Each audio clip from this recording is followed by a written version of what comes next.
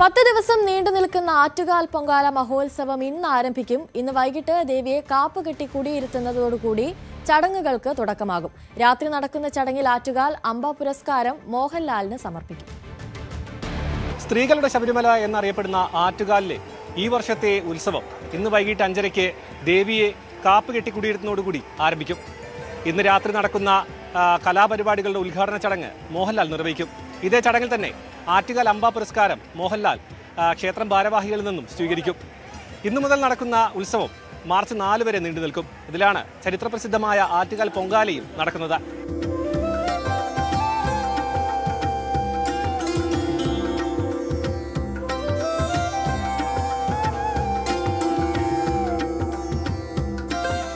ഉത്സവത്തിന്റെ 3ാം ദിനമായ ഈ മാസം ഫെബ്രുവരി 25-നാണ് കുട്ടികളുടെ കുത്തിയോട്ട വൃദ്ധാരംഭം രാവിലെ 8:45 നടക്കുന്നത്.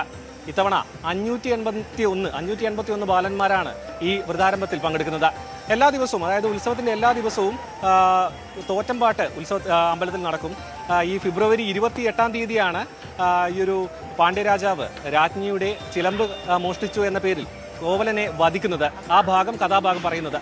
അതുകൊണ്ട് തന്നെ അതിന്റെ ദുഃഖസൂചകമായി മാർച്ച് 1-ന് അമ്പലം, അതായത് നട വൈകിയേ തുറക്കുകയുള്ളൂ. രാവിലെ 7 മണിയോടുകൂടിയാണ് നട അന്ന് തുറക്കുക.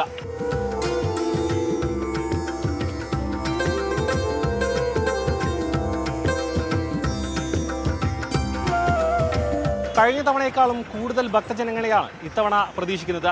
അതിന്റെ ഭാഗമായി കോർപ്പറേഷന്റെയും സർക്കാരിന്റെയും സംയുക്തമായുള്ള എല്ലാ ഒരുക്കങ്ങളും ഇതോടുകൂടി പൂർത്തീകരിച്ചു. പോലീസിന്റെ ഭാഗത്തു നിന്നും ആദ്യഘട്ടമായി 1500 പോലീസുകാരെയാണ് ഇവിടേക്ക് നിയോഗിച്ചിരിക്കുന്നത്. അതിനുശേഷം പൊങ്കാലയോട് അടുപ്പിച്ച് 4000-ഓളം പോലീസുകാർ വീണ്ടും എത്തും.